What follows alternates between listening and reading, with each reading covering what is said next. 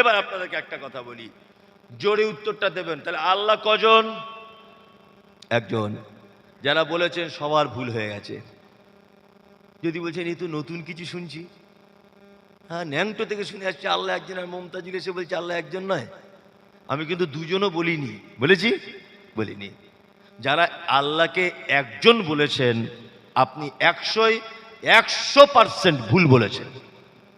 তাহলে বলতে হবে কি? আলেম ওলামারা থাকলে এটা ক্লিয়ার হয়ে যাবে ইনশাআল্লাহ। হাফেজ সাহেব আছেন, আমি ক্লিয়ার করে দিয়ে যাচ্ছি।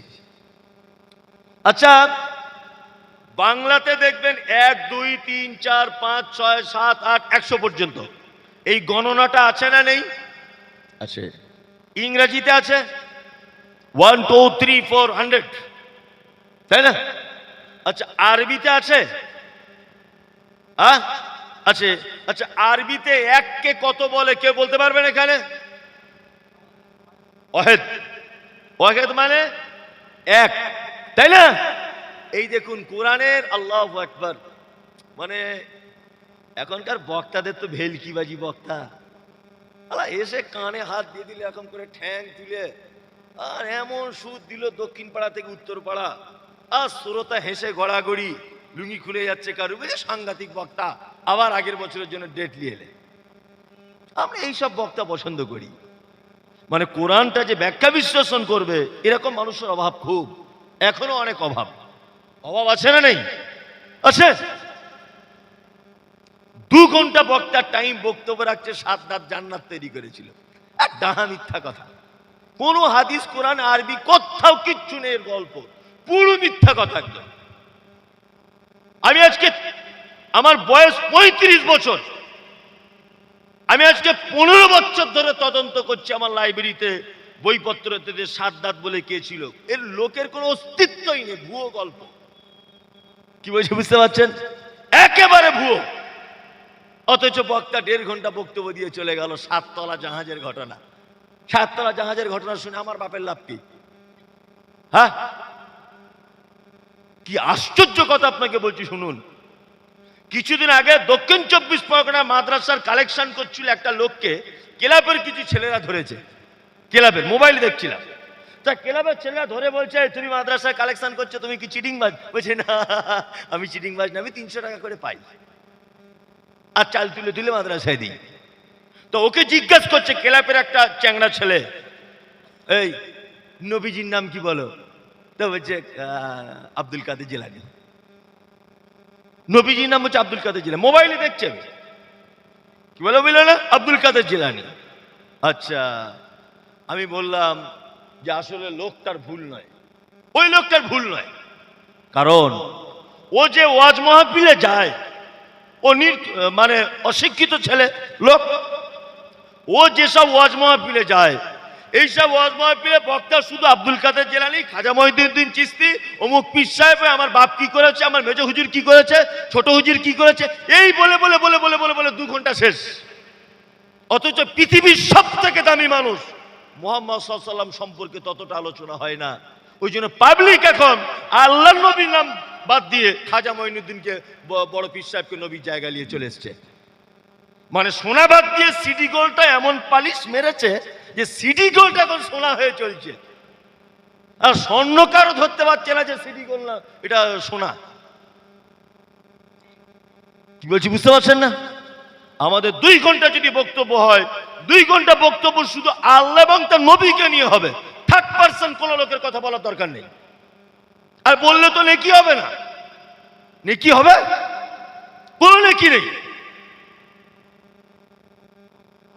ইমাম আবু হানিফা, আল্লাহ ওনাকে জান্নাতবাসী করুক, বড় ইমাম ছিলেন।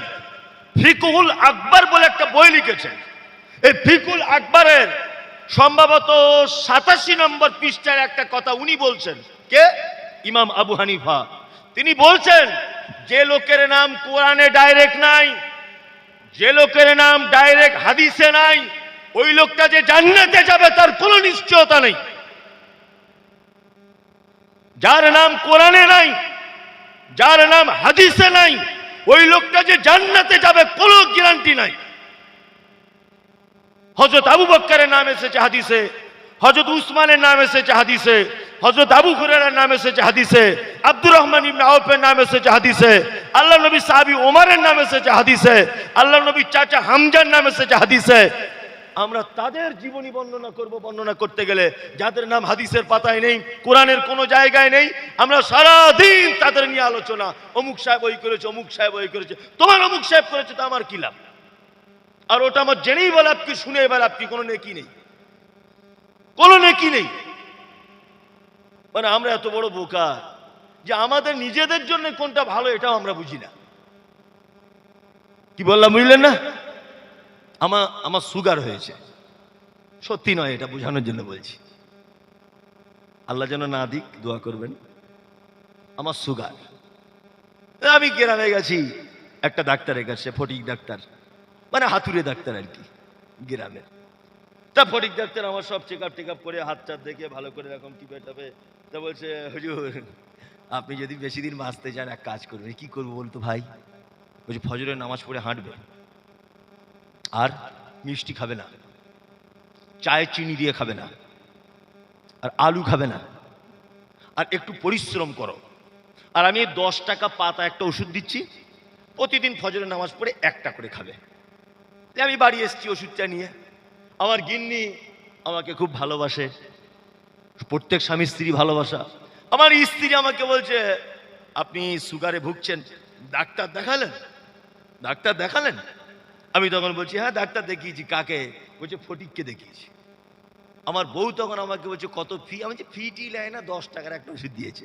আমার স্ত্রী বলছে ও কি ডাক্তার না ঘোড়ার ডিম, কিছু বোঝে? আচ্ছা তাহলে কি করব? বলছে শৈলেন ব্যানার্জির কাছে যাও, মেদিনীপুরে বসে। শৈলেন ব্যানার্জির কাছে গেছি, 1,500 টাকা ফি, ওষুধ দিয়েছে 2,500 টাকা। আমি বলছি ডাক্তার বাবু আগে যে ওষুধগুলো খাচ্ছিলাম ওই আমাদের গ্রামের কোয়াক ডাক্তারের, ওটা চলবে? তার ঘোড়া ডিম কি ডাক্তার নাকি? আমি যে ওষুধ দিয়েছি কোনো সমস্যা নেই, আলু খাবে, বেদানা খাবে, মিষ্টি খাবে, আখের গুড় খাবে। আর ও নামাজ পড়ে হাঁটতে বলেছিল তো, আমি বলছি না হেঁটে নামাজ পড়ে ঘুমাও, নামাজ না পড়েও ঘুমাও, কোনো সমস্যা নেই, তোমার সুগার থাকবে না। আচ্ছা বলুন তো এই দুটো ডাক্তারের মধ্যে কোন ডাক্তারটা অরিজিনাল আমাকে বাঁচানোর চেষ্টা করেছে বলুন? হাতুড়ে ডাক্তারটাই, তাই না? কিন্তু আমরা এই ডাক্তার দুটোর মধ্যে ভালো বলি কাকে?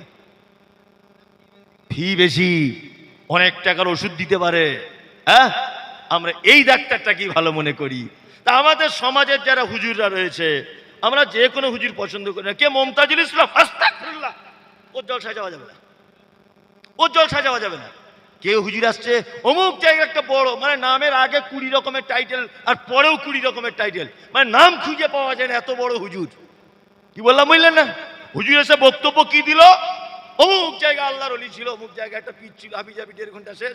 না রে তাকবীর আল্লাহু আকবার, জোরে সোরে বলুন, না রে তাকবীর আল্লাহু আকবার, হুজুর চলে গেল, 40,000 টাকা শেষ। এই মানুষ কবে বুঝবে? 2025 সালে এত বোকা থাকলে হয়? হ্যাঁ, আপনাদের কি মাথায় মগজ টগজ কিছু নাই? ইসলামটাকে বুঝুন ভালো করে, ইসলামটাকে জানুন, ইসলামটাকে জানার চেষ্টা করুন আপনি। তাহলে যে কথা বলতে বলতে আর দূরে এসেছিলাম, আমি কিন্তু বক্তব্য ভুলিনি, মনে রেখেছি। তাহলে আরবিতে এককে বলে কত? ওয়াহেদ। ওয়াহেদ মানে এক, তাই তো? আল্লাহ কোরআনে শব্দ ব্যবহার করছে, দেখুন, কুল হুয়াল্লাহু আহাদ। এর বাংলা মানেটা কে বলতে পারবেন? কে বলছে? প্রায় যাচ্ছে, উঠে দাঁড়ান আপনি, দাঁড়ান, প্রায় যাচ্ছে, বলুন কি বলছেন? কতদিন ধরে জানেন এটা? 10 বছর? হ্যাঁ 10 বছর। ও 10 বছরই ভুল জেনেছে, তা আজকে ঠিকটা জেনে যান, বসুন, লজ্জার কিছু নেই, ইসলাম তো শিখতে হবে। ও 10 বছরই ভুল জেনেছিল, আমি ঠিকটা জানাই। এক, ও কিন্তু পিছন দিক দিয়ে ওগুলো মাদ্রাসায় পড়া ছেলে মনে হচ্ছে দেখে, ওরা কিন্তু বারবার বলছে ওয়াহেদ মানে এক। আর এ আমার অনেক দিনে পরিচিত, ইউটিউব করে, এও বলছে ওয়াহেদ মানে এক, তাই তো? তা আচ্ছা বলুন, ওয়াহেদ আর আহাদ এই দুটো শব্দ শুনতে আলাদা না এক? আলাদা, আলাদা। তাহলে ওয়াহেদ মানে এক বললেন, আবার এদিকে আহাদ মানে এক বললেন, এ কেমন কথা? তাহলে আল্লাহ তো কুল হুয়াল্লাহু ওয়াহেদ ব্যবহার করতে পারতেন, আল্লাহ কেন আহাদ ব্যবহার করলেন? এই ব্যাখ্যা কে করবে? যারা এতদিন পর্যন্ত বলে এসছেন আল্লাহ এক, আমি মমতাজুল ইসলাম বলছি এলাকার সব থেকে বড় মুফতি সাহেবকে আপনি ডাকুন, যে মমতাজুলি ব্যাখ্যা দিয়ে গেছে, ব্যাখ্যাটা আপনাকে ঠিক করতে হবে। এই দেখুন আমার দিকে ফেরুন, আমরা 1 2 3 যে সংখ্যায় লিখি ওই সংখ্যা লেখার জন্য ব্যবহার হয় ওয়াহেদ। আমার দিকে ফেরুন, ধরে নেন এটা একটা বোর্ড, এখানে আমি 1 লিখলাম 1, তার পাশে একটা শূন্য দিলাম ডান দিকে, কত হলো? 10। যখন 10 আমি উচ্চারণ করছি তখন 1 কে আর খুঁজে পাওয়া যাচ্ছে না। আমি 1 এর বাম দিকে একটা 5 বসালাম, কত হলো? 51। 51 যখন বলছি 1 এর কোন অস্তিত্ব থাকছে না। এইটার নাম হচ্ছে ওয়াহেদ। ওয়াহেদ এমন এক যে এক কখনো ডান দিকে কারুর সহযোগিতা নিতে পারে, কখনো কারুর বাম দিকে সহযোগিতা নিতে পারে। এটা এমন এক 51 হতে গেলে 5 কে সহযোগিতা নিতে হয়, 10 হতে গেলে 0 কে সহযোগিতা নিতে হয়। এর নাম হচ্ছে ওয়াহেদ। ওয়াহেদ এমন এক যে এক কখনো নিজের অস্তিত্ব টিকিয়ে রাখতে পারে না। ওই জন্য আল্লাহ সুবহানাহু ওয়া তাআলা পবিত্র আল কোরআনে শব্দ ব্যবহার করেছেন কুল হুয়াল্লাহু আহাদ। নবী আপনি বলুন আল্লাহ একক। আল্লাহ কত? একক। একক মানে তার ডান দিকেও কেউ থাকবে না, বাম দিকেও কেউ থাকবে না, আগের দিকেও কেউ থাকবে না, পিছনের দিকেও কেউ থাকবে না। তিনি একাই 100। তিনি কে? জোরে বলুন, আল্লাহ। তাহলে কুল হুয়াল্লাহু আহাদ, হে নবী আপনি বলুন আল্লাহ এক, এ মানে চলবে না। এখানে মানে করতে হবে হে নবী আপনি বলুন আল্লাহ একক। কি বলবেন? একক। আপনাকে যদি কেউ এখন জিজ্ঞাসা করে যে আল্লাহ কজন, তাহলে আপনি কি বলবেন? একক। কি বলবেন? একক। আর এক বলবেন না। এটা একটা জিনিস জানা হলে কি হলো না, ভালো জিনিস জানা হয়ে গেল। আরো কিছু জিনিস আপনাকে জানাই। তাহলে শিরক আকবরের একটা ভাগ আপনাকে বললাম, আর শিরক ফিজ জাত, আল্লাহর একক সত্তা এটা মেনে নেওয়া। এটা যারা মানবে না তারা শিরক আকবরের মধ্যে নিমজ্জিত, তাই তো? এবার আপনাদের এই তোমরা দুজন কথা বলো না, তোমরা চুপচাপ বসো, তোমাদের খাওয়ার ব্যবস্থা আছে, চকলেট, বসো। আর দ্বিতীয় শিরক, বড় শিরকের ভাগ হচ্ছে আশিরক ফিস সিফাত, আল্লাহ সুবহানাহু ওয়া তাআলার গুণের ব্যাপারে শিরক করা। এবার আপনাদেরকে আরেকটা প্রশ্ন করি, আচ্ছা বলুন আল্লাহর নাম কটা? 99টা। কারা কারা বলছে? এরকম সব জানে, তাহলে বলুন হাত তুলুন। হ্যাঁ তুলবেন না, যদি গোলমাল হয়ে যায়। আচ্ছা আপনি তুলুন না, গোলমাল হয়ে গেলে তো আমি আছি। তুলুন 99টা। কারা কারা? একটু জোরে তুলুন, ভয় করছে বুঝতে পারছি। তুলুন। হ্যাঁ, সব ভুল জানা ছিল এতদিন, এটাও ঠিক করে নিতে হবে। কে বললো আপনাকে আল্লাহর 99টা নাম? এ ব্যাখ্যা বিশ্লেষণ হুজুর করে না কেন? এটা আমার দুঃখ। কবে আর আপনি ইসলামটাকে জানবেন? সুবহানাল্লাহ। আমি মমতাজুল ইসলাম, এটা আমার মায়ের দেওয়া নাম। মমতাজুল ইসলাম আমার মা রেখেছিল। আর আমার মা আমার সঙ্গে এখনো গল্প করে, বেঁচে আছে, আল্লাহ জান্নাতবাসী করুক। আমার মা বলতো যে তুই যখন পেটে ছিলিস, আমি তখন দেলোয়ার হোসেন সাঈদের বক্তব্য শুনতাম খুব ক্যাসেটে। আর তুই পেটে থাকা অবস্থায় আমার অন্য কোনো কাজ ছিল না, শুধু নামাজ পড়েছি, কোরআন পড়েছি আর দোয়া করেছি যে আল্লাহ আমার ছেলে যেন দেলোয়ার হোসেন সাঈদীর মতো বক্তা হয়ে যায়, সারা বাংলার মানুষ যেন আমার ছেলেকে চেনে। আর মনে হয় আমার মায়ের দোয়া কবুল হয়ে গেছে, হতেও পারে। আর মায়ের দোয়া কবুল হয়, কি বললাম বুঝলেন না? তা আল্লাহ সুবহানাহু ওয়া তাআলা 99টা নাম যেটা আমরা জানি, এর ভুলটা একটু জেনে নেন। আমি মমতাজুল ইসলাম, এটা আমার মায়ের দেওয়া নাম। আমার নামের আছে হ্যান্ডবিলে আগে লেখা হয়েছে বক্তা মমতাজুল ইসলাম, লেখা হয় না? তা বলুন তো বক্তাটা কি আমার নাম না এটা আমার গুণ? গুণ। হ্যাঁ। আচ্ছা হিমসাগর, এটা কোন ফলের নাম? আম। হিমসাগর আম খুব মিষ্টি, মিষ্টিটা ওর নাম না ওর গুণ? ওর গুণ। আল্লাহর একটাই নাম, তার নাম আল্লাহ। আমার সাথে বলুন আল্লাহ। একটাই নাম, বাকিগুলো সব গুণ। রহমান, তিনি দয়ালু, রহিম, অতীব দয়ালু, গফফার, ক্ষমাশীল, ওয়াহ্হাব, জবরদস্ত, আজিজ, ক্ষমতাবান, সমস্ত কিছু তার কি? গুণ, সিফাত। কি বললাম বুঝলেন? মাঝখানে আর একটা কথা আপনাদেরকে জানাই, খুব মজা লাগবে দেখবেন। আচ্ছা বলুন, ইয়া আল্লাহ ও ইয়া রহমান ও ইয়া রহিম ও ইয়া মালিক ও ইয়া কুদ্দুস ও ইয়া সালাম ও ইয়া মুমিন ও ইয়া মুহাইমিন ও ইয়া আজিজ ও ইয়া জব্বার ও ইয়া মুতাকাব্বির, এইভাবে 199টা নামের ভিতরে ইয়া রব্ব, এটা আছে না নেই? কে বলতে পারবে হাফেজ সাহেবরা? আছে ইয়া রব্ব? নাই, নাই। তাহলে আল্লাহকে আমরা অনেক সময় রব বলে ডাকি না? হে রব বলি কি বলি না? রব আবার কোথা থেকে এলো? রব এলো কোথা থেকে? এটা তো জানা দরকার, জানা দরকার। রবের যদি ব্যাখ্যা বিশ্লেষণ করা যায় তাহলে তো জলসা আর হলো না, শেষ। আমি 10 মিনিট রবের ব্যাখ্যাটা করি, 10টা মিনিট আমাকে টাইম দেন, রবের ব্যাখ্যাটা করি 10টা মিনিট। এক, আল্লাহ আদম আলাইহিস সালামকে যখন তৈরি করলেন, তৈরি করার পরে আদম আলাইহিস সালামকে আল্লাহ তাআলা বলছে আলাস্তু বিরব্বিকুম, আদম তুমি বলো তো আমি কি তোমাদের রব নয়? আদম আলাইহিস সালাম কি বলেছিলেন? ক্বালু বালা। কোরআন আছে তো এগুলো, ক্বালু বালা, আল্লাহ অবশ্যই আপনি আমাদের রব। এবার আপনাদের কাছে আমার প্রশ্ন, গোপীনাথ বাটি মানুষের কাছে, আল্লাহ পৃথিবীর প্রথম মানুষ, প্রথম নবী, তার কাছে নিজের পরিচয় কি নামে নিয়েছেন? রব, তাই না? এবার আপনাকে বলি, মানুষ মারা গেলে তার কবরে কটি প্রশ্ন হয়? 3টা। ইজা উজিয়াল মাইয়িতু আতাহু মালাকানি ফাকালানি মান রাব্বুকা মা দীনুকা মান নাবিয়ুকা। আল্লাহর নবী বলছেন, কোন মানুষ যখন মারা যায় মালাকানে, 2জন ফেরেশতা তাদের কাছে আসে, ফাকালানি, 2জন যৌথ কণ্ঠে বলে মান রব্বুকা, তোমার রবকে বলো। কি বলে? মান রব্বুকা। আচ্ছা ওখানে কি বলে? তোমার আল্লাহকে বলো। বলে না তো? কি বলে? মান রব্বুকা।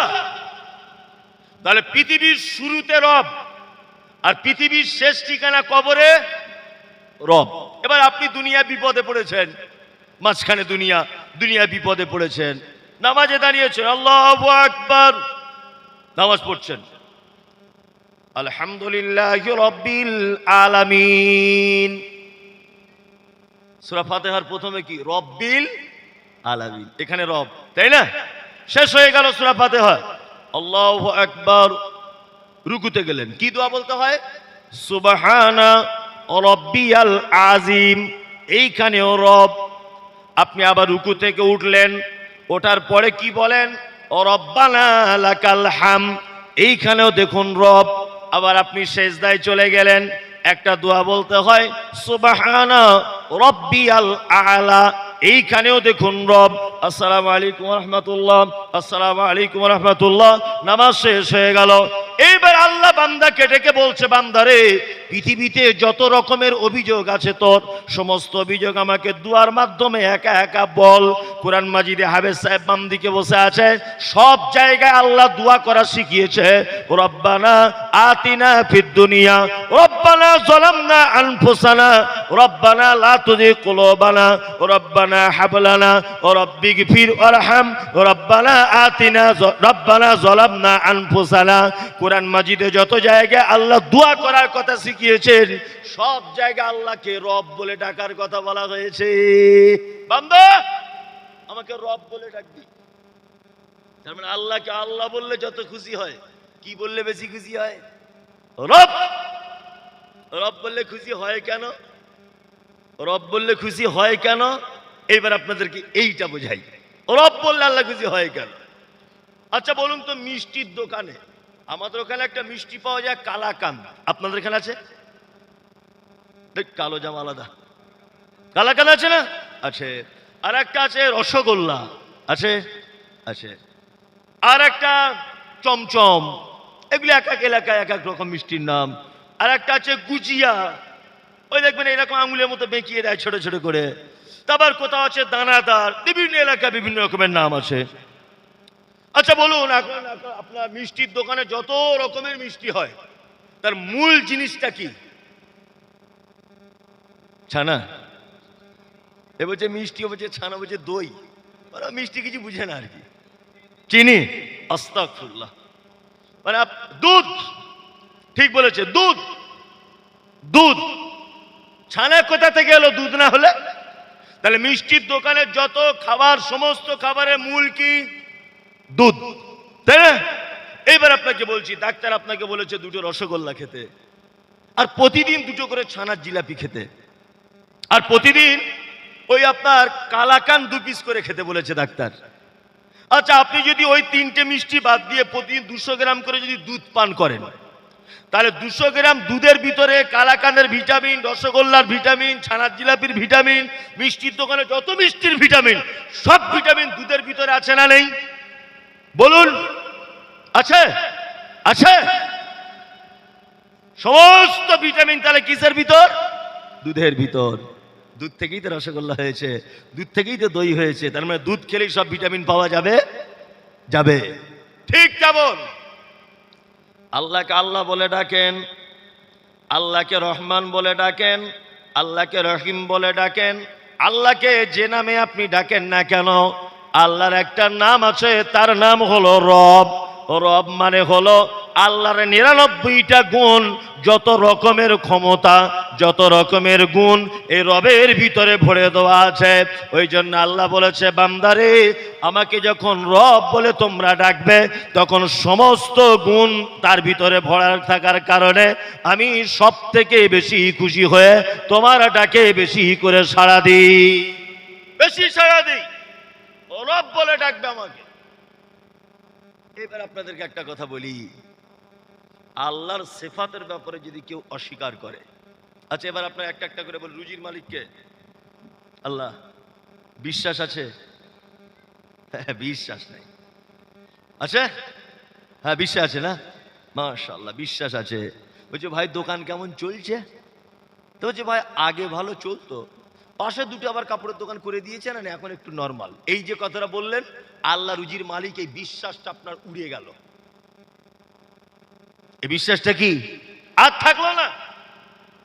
আরে পাশে 20টা কাপড়ের দোকান হোক, আপনি এ কথা কেন বললেন যে ওদের কারণে বেচাকেনা কমে গেছে? এটা বলতে গেলেন কেন? এটা আপনি বলেন, যদি বলেন তাহলে আল্লাহর নাম রে রাজ্জাক, এই রাজ্জাক নামটা আপনি অস্বীকার করলেন। 2, দোকান খুলেছেন, ঠিক বৌনি বেলাতে একটা লোক এসে বলছে ভাই 500 চিনি দেন না ধারে। ও তখন বলছে ধারে প্রথমেই বৌনি কাস্টমারকে দিতে নেই, তাহলে সায়েদ খারাপ হয়ে যায়, বেচা কেনা কম হয়। তুমি এই কথা বললে মানে আল্লাহর নাম যে রাজ্জাক, এই নামটাকে অপমান করলে। কি বলছি বুঝতে পারছেন? দোকান খুলেছে দোকানদার, ফার্স্ট মর্নিং একজন মাল নিতে গেছে, দোকানদার বলছে 5 মিনিট দেরি হবে। তো বলছে কেন? বলছে একটু পানি টানি ছিটিয়ে দিই, ধূপ টুপ জ্বালাই, তারপর। আরে ধূপ তো গোবর আর কাঠের গুঁড়ো দিয়ে তৈরি হয়, ও তোমার বেচাকেনার কি উন্নতি করবে আর কি ক্ষতি করবে? হ্যাঁ, এই যে তুমি বিশ্বাস এইটা যে করে রেখেছো, আল্লাহর নাম যে রাজ্জাক, এই রাজ্জাক নামটা তুমি অপমান করলে। সুবহানাল্লাহ। তাহলে রুজির মালিক কে? কে? আল্লাহ। শুধু রুজির মালিক আল্লাহ বললে হবে না, কত বড় যে রুজির মালিক, এটা যদি বলি আপনি অবাক হয়ে যাবেন। আমি বাড়ি আছি, তা হাবের সাহেব একদিন আমাকে ফোন করেছে। আমি গল্প দিয়ে বোঝাই, এতে মানুষের ভালো বুঝতে পারে। এখন যদি আমি মহাকাশ নিয়ে আলোচনা করি, এখানে এমন লোক আছে নাম লিখতে পারে না, তো ও মহাকাশের কি বুঝবে? এখন যদি ভূগোল নিয়ে আলোচনা করি, ও ভূগোলের কি বোঝে? ওই জন্য একদম পাড়া গ্রামের গেইয়া ভাষাতে গল্প গল্প ছন্দে ছন্দে আপনাকে বোঝানো, ইসলামটাকে ভাবানোর চেষ্টা করছি। একদিন হাবের সাহেব আমাকে হঠাৎ ফোন করেছে, হ্যালো মমতাজুল সাহেব, হ্যাঁ আপনি তো 2 বার গোপীনাথ বাটিতে এসছেন, তা আমরা আগামী বছরে আপনাকে ফের দাওয়াত করব। তা আমরা 30 জন ভেবেছি আপনার মাদ্রাসাটা দেখতে যাব, আর আপনার বাড়িতে দুপুরে খাওয়া দাওয়া করব। 30 জন। আমার স্ত্রীকে আমি বলছি, হাবের সাহেব ফোন করেছিল 30 জন আসবে, বলছে তাহলে কি করবে? আমার স্ত্রী বলছে তাহলে বিরিয়ানি করে দিই। যাওয়া যেমন হোক করে বিরিয়ানি করি, আমি যা পারি তাই করি। তা আমি আবার হাবের সাহেবকে ফোন করে বলছি, হাবের সাহেব আচ্ছা বিরিয়ানি করবে বলছে আমার স্ত্রী, আপনার সব খান তো?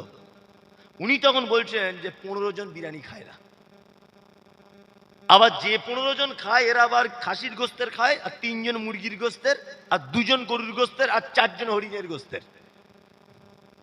যে 15 জন খায়, আমার স্ত্রীকে বলছি, দেখো এরা সবাই তো হরিণের গোশ পছন্দ করে, খাসির গোশ, তো এইভাবে কি সবার জন্য আলাদা আলাদা করা সম্ভব? সম্ভব সম্ভব নয়।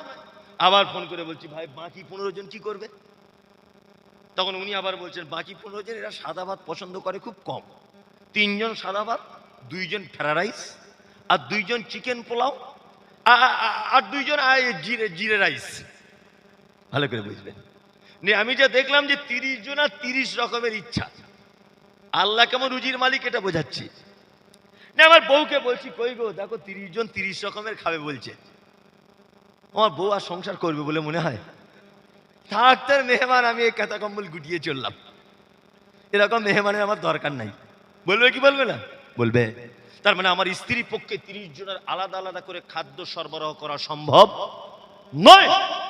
আমার আল্লাহ কেমন রুজির মালিক, কুকুরে যেটা খায় ইঁদুরে সেটা খায় না, হাতিতে যেটা খায় বাঘে সেটা খায় না, মানুষ যেটা খায় গরুতে সেটা খায় না, ছাড় পোকাতে যেটা খায় কেঁচোতে সেটা খায় না, হরিণে যেটা খায় শ্রীগালে সেটা খায় না।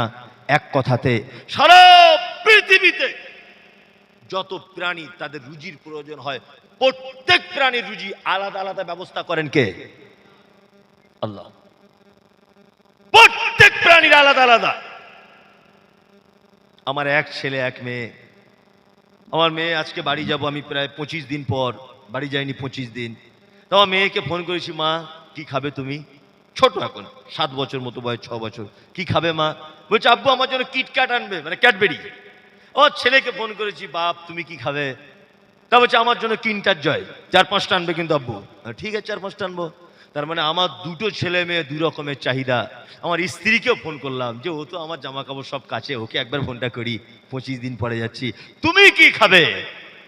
তা বলছে রাস্তাতে তুমি একটা জিনিস খুঁজে পাবে। কি? যে তেঁতুলের আচার হলে খুব খেতে ভালো লাগে।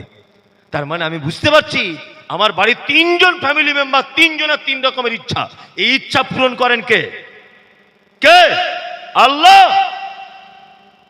তিনি শুধু রুজির মালিক নন, প্রত্যেক প্রাণীকে ভিন্ন ভিন্ন ভাবে রুজি পরিবেশন করেন। সুবহানাল্লাহ। আমার আব্বা মা, আমি, আমার 2 ছেলে মেয়ে, বাড়িতে আমার 5 জন, আমার স্ত্রীকে নিয়ে 6 জন। আমার স্ত্রীকে যদি আমি বলি 6 জনের রান্না 6 রকমের করবে, আমার মনে হয় ও সংসার তালাক দিয়ে বেরিয়ে যাবে। যে প্রতিদিন এটা আমার পক্ষে সম্ভব নয়। তাহলে এটা সম্ভব কার পক্ষে? আল্লাহর পক্ষে সম্ভব। তাহলে রুজির মালিক কে? আল্লাহ। কেউ যদি মনে করে পৃথিবীর কারো হাতে রুজির ডিপার্টমেন্ট আছে, তাহলে সে শিরকে আকবার করলো, বড় শিরক করলো। কি বললাম বুঝলেন? এই যে গোলাম হোসেন দোকান করে পাল্লার তলায় ক্যাশ বাক্সে তাবিজ ঝোলে কেন? দোকান করেছে পিছনে আয়াতুল কুরসি টাঙিয়ে রেখেছে কেন? দোকান করে আজমিরের ছবি কেন তোমার দোকানে? এই দোকান করেছো তুমি, গাছগাছরা দোকানে বাঁধা আছে কেন? চারিদিকে মাদুলি কেন? কে যুক্তি দিল? বেচা কেনা কম হবে তাই? মাদুলি তোমার বেচা কেনা বেশি কম করতে পারে? ও যে হুজুর দিয়েছো ও আর এক চিটার। বুঝতে পারছেন না? ওর মাদুলি যদি এত দামি হবে, তা ও এখনো 3000 টাকা মসজিদে পড়ে আছে কেন? ওর সেক্রেটারিকে একটু তাবিজ করে মাইনেটা 30,000 করে লিখ। হ্যাঁ, সব চিটার, দূরে থাকবেন এদের থেকে। আপনি বুঝতে পারছেন না? আপনার বউ অসুস্থ হলে আপনি পীর সাহেবের কাছে যাচ্ছেন মাদুলি আনতে, আর ওর বউ যখন অসুস্থ হচ্ছে প্লেনে করে নিয়ে যাচ্ছে ভেলোরে। কারণ তোমার তাবিজে তোমার বউকে ছাড়াও, পরের বউয়ের ছেলে করে দিচ্ছে তাবিজ দিয়ে, নিজের বউয়ের ছেলে করতে পারছো না। বদমাইশি জায়গা পাও না। আর 2025 সালে মানুষ এগুলো বিশ্বাস করে? ছি ছি ছি, আমি তো নিজে অবাক হয়ে যাই। এগুলো মানুষ বিশ্বাস করে কি করে? কোন তাবিজ কবর মাদুলিতে আপনার রুজি বাড়বে না। আপনার মেহনত এবং তকদির, আল্লাহ যেটা ভাগ্যে রেখেছে, এর 1 টাকা বেশি আপনি ইনকাম করতে পারবেন না। যতই আপনি দৌড়ান আপনার নখ উঠে যাবে দৌড়ে দৌড়ে, 1 টাকা বেশি ইনকাম করতে পারবেন না। কি বলছি বুঝতে পারছেন? একদম এসব কাজ থেকে দূরে থাকবেন। চলুন, আল্লাহর অনেক নাম আছে, অনেক নাম। তার মধ্যে 99টা নামের ভিতরে একটা নাম আছে ইয়া ওয়াকিল। আছে ওয়াকিল। নি'মাল ওয়াকিল, নি'মাল মাওলা ও নি'মান নাসির। দোয়া আছে না একটা? ওয়াকিল আল্লাহর নাম আছে তো? আচ্ছা, আপনার ভাই আপনার নামে কেস করেছে, আপনার 3 মাসের জেল, 3 মাসের। আচ্ছা বলুন তো, জেল থেকে যদি মুক্তি আপনি পেতে চান তাহলে কাকে ধরতে হয়? উকিল। শব্দটা কিন্তু উকিল নয়, এই শব্দটা কোরআন থেকে ধার করা হয়েছে। আসল শব্দটা হচ্ছে ওয়াকিল। কি? ওয়াকিল। ওয়াকিল কার নাম? আল্লাহর নাম। কার নাম? আল্লাহর নাম। তা উকিলের কাজ কি? কোর্টের উকিলের কাজ কি? আপনি অরিজিনালি কিন্তু আপনার ভাইয়ের মেরে মাথা ফাটিয়ে দিয়েছেন, এটা অরিজিনাল। উকিল তবুও জজ সাহেবের সামনে দাঁড়িয়ে গিয়ে বলে, মহামান্য জজ সাহেব, যেদিন আমার মক্কেল বাড়ি ছিল না, যেদিন ওর মাথা ফেটে যায়। তার মানে ঐতিহাসিক মিথ্যা কথা বলেও তার মক্কেলকে ছাড়াবে। আপনি মার্ডার করেছেন, তবু উকিল কি বলবে? মহামান্য বিচারপতি, যেদিন মার্ডার হয় আমার মক্কেল হসপিটালে ভর্তি ছিল, এই দেখুন তার সমস্ত কাগজ। এইভাবেই তো আসামিদেরকে বার করে। তার মানে যে কোনো গেঁড়া কল করে উকিল আপনাকে বাঁচাবে। কি বললাম বুঝলেন? আল্লাহর নাম ওয়াকিল। বান্দা বিপদে পড়েছ, বিপদে পড়েছ, কঠিন বিপদে, সমস্ত বিপদ থেকে বাঁচাতে পারে কে? আল্লাহ। সমস্ত বিপদ থেকে বাঁচাতে পারে কে? আল্লাহ। আল্লাহ ছাড়া আর কেউ বিপদ থেকে বাঁচাতে পারে এইটা মনে করার নাম শিরক। শিরক আকবার, বড় শিরক। আর এই শিরক করলে জান্নাতে যাওয়া যাবে না। মাঝে মধ্যে বিপদ আপদ